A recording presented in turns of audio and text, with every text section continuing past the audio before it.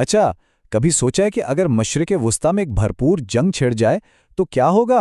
आज हम इसी हौलनाक मंजरनामे को समझने की कोशिश करेंगे, और वो भी एक चश्मदीद गवाह की सनसनीखेज कहानी के जरिए।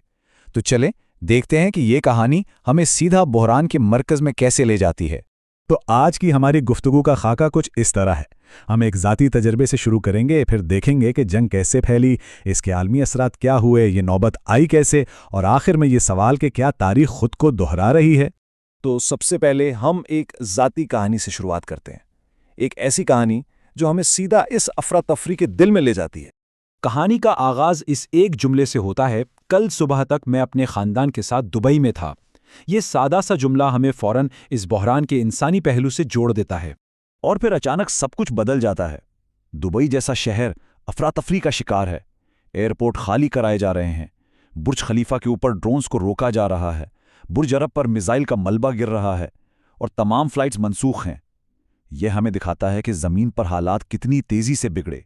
लेकिन इस सारी अफरा तफरी और घबराहट के बीच एक अहम बात सामने आती है। मुत्तहिदा अरब अमारात का एयर डिफेंस सिस्टम यानी फ़ज़ाई दिफाई निज़ाम हैरानकुन तौर पर बहुत मौसर साबित हुआ। और ये आदाद-ओ-शुमार इस बात को वाज़े करते हैं। देखें, 1137 मिसाइल दागे गए और उनमें से 1132 को कामयाबी से रोक लिया गया, यानी तकरीबन सबके सब। ये दिफाई सलाहियत की एक ज़बरदस्त मिसाल है। चलें अब ज़रा बड़े मंजरनामे पर नज़र डालते हैं। ये देखते हैं कि ये तनाज़ा कैसे और कितनी ख़तरनाक रफ्तार से पूरे खित्ते में फैल गया। और ये सब कुछ हुआ सिर्फ 24 घंटों के अंदर। पहले दिन की सुबह अमेरिका और इसराइल ऑपरेशन एपिक फ्यूरी शुरू करते हैं।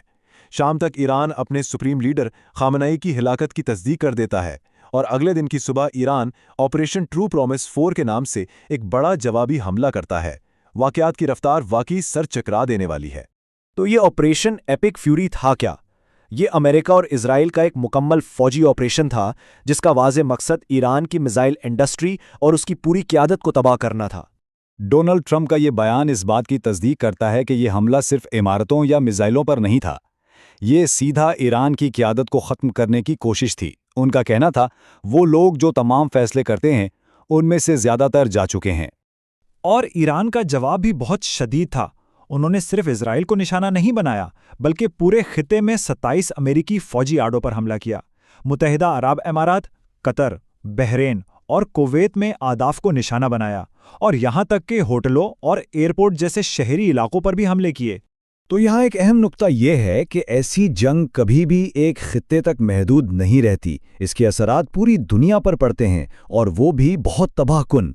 सिर्फ एक मिसाल देखें, इस जंग की वजह से खलीजी ममालिक में काम करने वाले तकरीबन 1 करोड़ हिंदुस्तानी शहरी इस तनाज़े में फंस गए। ये एक बहुत बड़ा इंसानी बहरान है। और माशी असरात तो फ़ौरन ही नज़र आने लगे, चूँकि खलीज तेल की सप्लाई के लिए एक अहम रास्ता है। इस जंग से तेल की सप्लाई में 50% तक खलल पड़ा, जिससे शिपिंग के अखराजात बढ़े, महंगाई में इजाफा हुआ और हिंदुस्तानी रुपये पर भी शदीद दबाव आया। लेकिन माशी नुकसान से कहीं ज़्यादा इंसानी कीमत बहुत ज़्यादा थी। इस तनाज़े का एक सबसे दिल दहला देने वाला वाक़या मीनाब शहर में पेश आया, जहां लड़कियों की एक प्राइमरी स्कूल पर बमबारी की गई। और अंदाज़ा है कि इस हमले में तकरीबन 100 बच्चियां हलाक हुईं। ये एक ऐसा हौलनाक अदद है जो इस जंग में आम शहरियों की कुर्बानियों को जाहिर करता है। और उसी दौरान जब इस स्कूल पर हमले की खबरें आ रही थीं, इसराइली हुकूमत की तरफ से एक ट्वीट किया गया कि इसराइल को अपने दिफा का हक है। ये बयान और ज़मीन पर मौजूद हकीकत के दरमियान एक बहुत बड़ा तज़ाद पैदा करता है। तो सवाल यह है कि खत्ता इस खतरनाक मोड़ पर पहुंचा कैसे? इसको समझने के लिए हमें थोड़ा पीछे जाकर उन वाक़यात को देखना होगा जो इस जंग का बाइस बने। ये वाक़यात एक अलमिये की तरह हैं। दिसंबर 2025 में ईरान में मुआशी बहरान की वजह से बड़े मुजाहरे होते हैं। जनवरी 2026 में अमरीका खित्ते में अपनी फ़ौजी मौजूदगी बढ़ा देता है। फरवरी में ओमान का वज़ीर कहता है कि अमन मुआहिदा बिल्कुल करीब है, और उसके अगले ही दिन ईरान पर बमबारी शुरू हो जाती है। ये एक खोए हुए मौके की अलमनाक कहानी है। आखिर में आइए देखते हैं कि क्या ये सब कुछ हमें माजी की याद दिलाता है। क्या ये तनाज़ा एक नया रास्ता इख्तियार कर रहा है, या फिर एक पुरानी तबाहकुन कहानी को ही दोहरा रहा है।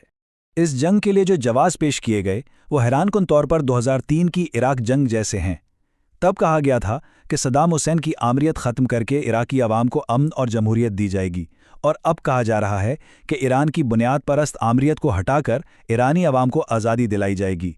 बयानिया तकरीबन एक जैसा है। और यहाँ तारीख हमें एक अहम सबक सिखाती है।